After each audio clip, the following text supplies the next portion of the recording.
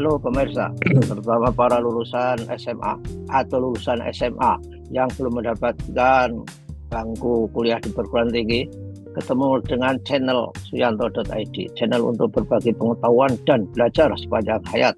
Nah, kali ini saya mendatangkan narasumber luar biasa, Bapak Profesor Sony Novembri, PhD. Beliau adalah Wakil Rektor Bidang Akademik Kemahasiswaan dan Alumni saya kira di Universitas Negeri Yogyakarta.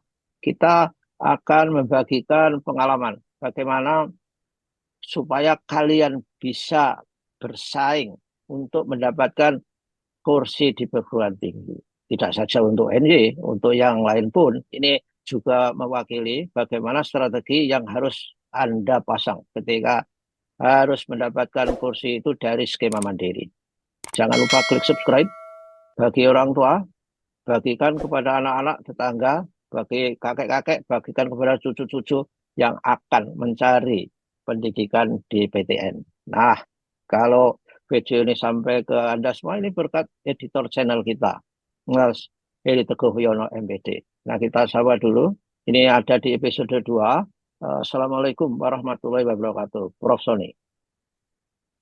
Waalaikumsalam warahmatullahi wabarakatuh, Prof. Suyanto. Ya, Selamat pagi, gimana Prof. pagi? Sehat-sehat ya, insya Allah. Ya, Karena Alhamdulillah. orang FIK nggak boleh sakit, harus sehat. Nah, karena uh, Ya, ya ini kita berada di Insya episode Allah.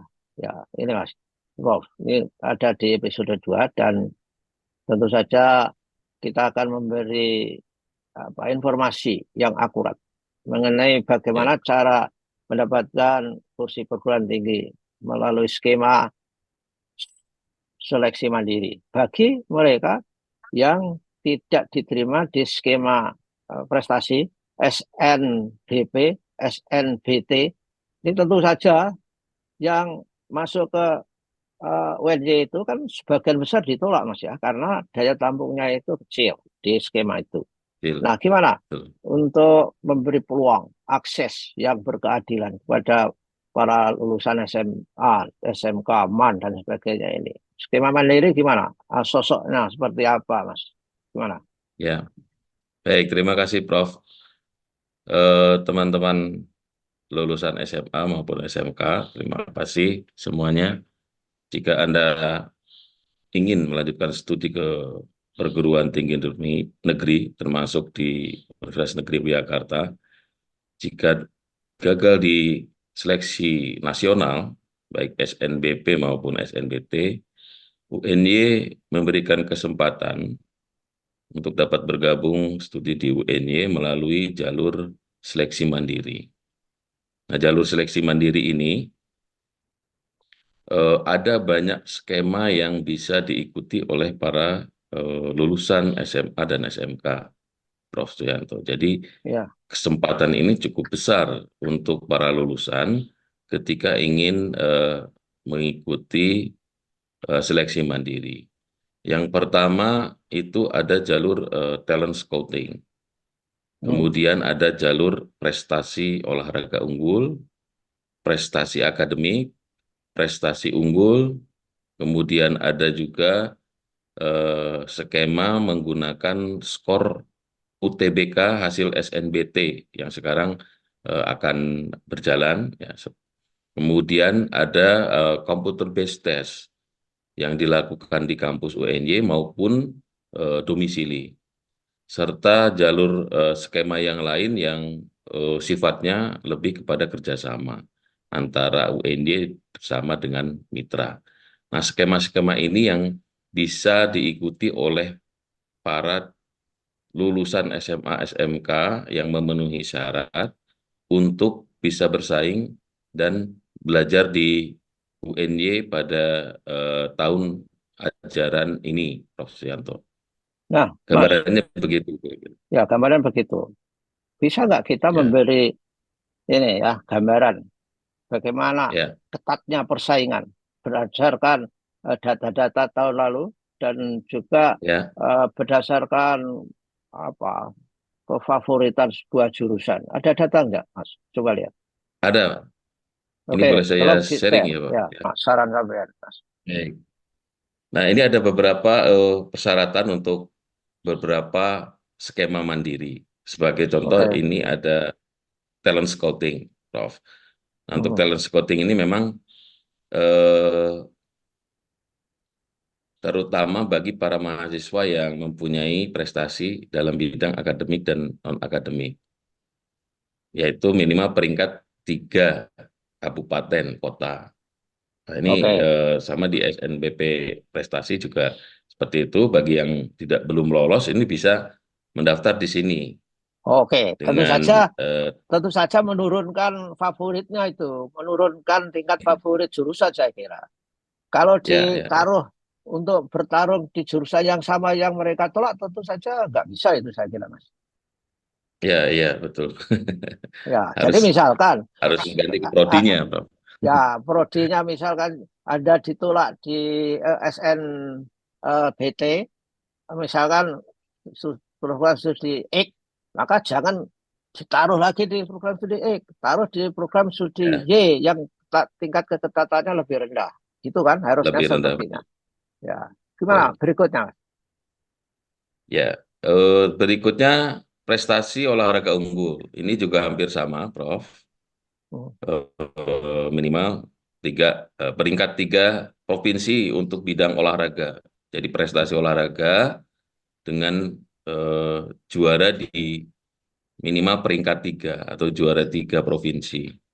Nah, Nah, itu ini dalam alat cabang olahraga apapun, saya kira. buktinya apa itu, Mas? Buktinya ada sertifikat dari KONI atau apa Ada gimana? sertifikat kejuaraan, ya, piagam kejuaraan, Prof, yang kredibel. Oh, Jadi nanti di para mahasiswa, calon mahasiswa atau lulusan yang ingin mengikuti jalur ini harus ada legalisasi sertifikatnya, ya, dari provinsi, tingkat provinsi, terutama dinas pendidikannya masing-masing. oke, ya, oke. Terus apalagi? Secara garis besar ini, ya. Kemudian ada prestasi unggul, ini juga sama. Nah, ini para mahasiswa yang punya prestasi unggul ini lebih luas prestasinya, bukan hanya akademik eh, tetapi juga non akademik, begitu, Prof. Terutama di bidang seni, ya, olahraga juga masuk, kemudian LKS, Olimpiade, dan Hafiz Quran. Nah, ini banyak, ya, atau menghafal kitab suci yang lain, yang tetapi dengan bukti sertifikat, ya, Hmm. juaraan.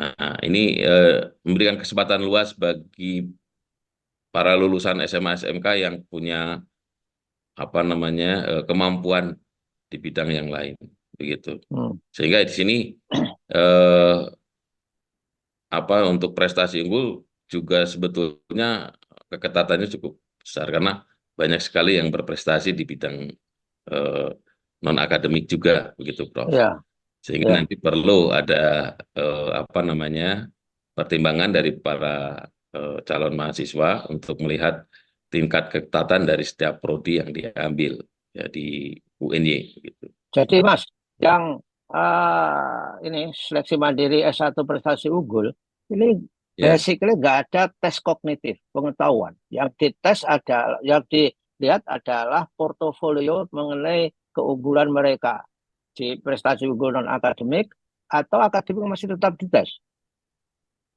akademik tetap jadi akademik, nanti ditambah dengan non akademiknya Oh, dengan tapi kalau eh, kalau kalau ini yang tes akademik ini bank soalnya yang bikin UNJ bukan pakai bank nasional, bank soalnya. kalau bidang akademik tetap portofolio dari nilai raport, Prof. Ini Oh untuk itu. ini.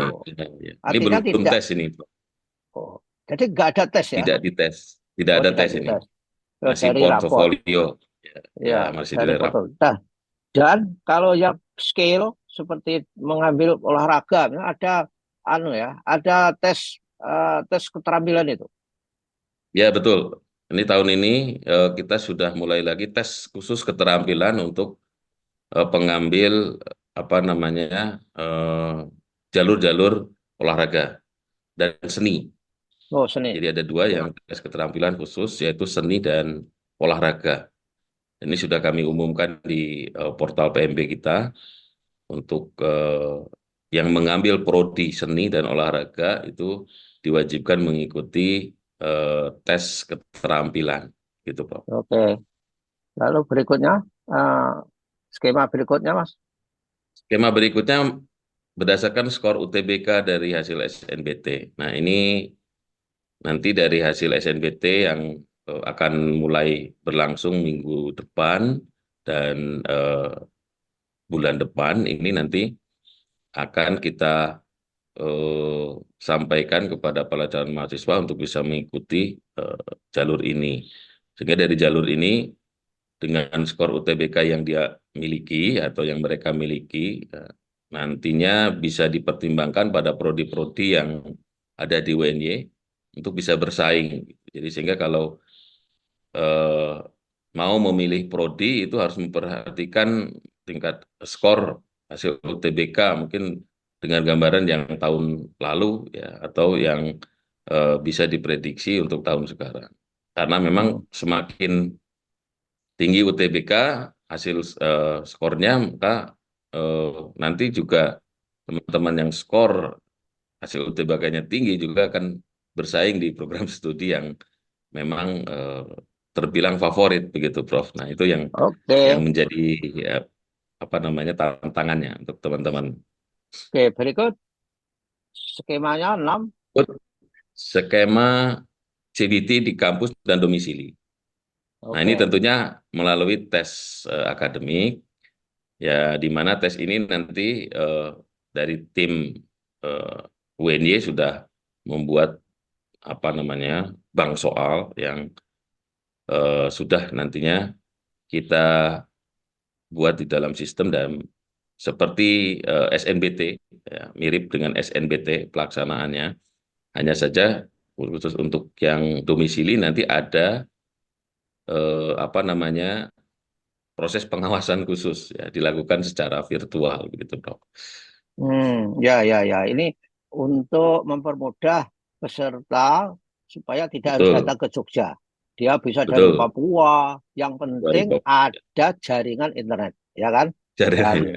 dan Dan ada ini perangkat canggih, yang dibutuhkan. ya. Ya, Dan komputer. Do komputer nggak boleh HP. komputer. Dan Harus komputer. harus komputer, Kalau HP laptop tidak paling bisa enggak. mengisi nantinya. Ya, Ya, laptop. Jadi saudara harus siap itu, komputer, laptop. Dan UNJ betul. punya perangkat yang canggih dan bisa mendeteksi kalau peserta-peserta misalnya curang ada joki itu gampang sekali Betul. diidentifikasi. Next apa Ya. Mas? Yang skemanya? Yang terakhir ini jalur kerjasama. Nah, jalur kerjasama ini lebih kepada kemitraan antara UNY dengan instansi pemerintah atau swasta. Yang ini nanti jalur kuota, seleksinya dan sebagainya itu diatur sendiri sesuai dengan perjanjian kerjasama yang kita apa namanya diskusikan, begitu, Prof. Jadi ini Oke, jalur kerjasama ini memang biasanya dengan jumlah yang eh, rombongan begitu ya untuk bisa ya, studi di UNY ya, gitu. ya. Ini tujuannya UNJ adalah untuk memberi peluang kepada pemerintah daerah, daerah, Betul, organisasi tertentu untuk memberdayakan SDM-nya saya kira. Ini penting saya kira. betul, betul. Karena Ya, daerah harus punya SDM yang baik, karena kalau tidak punya SDM baik, kita didik, tidak diikat oleh mereka, datang ke Jogja, ya. kemudian lulus malah nikah dengan orang Jogja, nggak balik ke daerah. Itu kan. Baiklah, Betul, Prof. saya kira Mandiri Ya, tujuh ini Mas ya. tujuh ini, Prof. Ya, Ya oke, kita nih, kembali ya, ya, ke kembali. laptop dan begitulah saudara-saudara, simak episode berikutnya. Episode berikutnya akan membicarakan bagaimana tip khusus untuk menghadapi skema mandiri yang berdasarkan 7 skema itu tadi. Terima Ya, kasih Prof. Sony, dan kita ya. ketemu Terima lagi kasih, Prof. untuk memberikan episode yang ketiga kepada para calon mahasiswa yang daftar di Universitas Negeri Jakarta. Wassalamualaikum warahmatullahi wabarakatuh. Waalaikumsalam warahmatullahi wabarakatuh.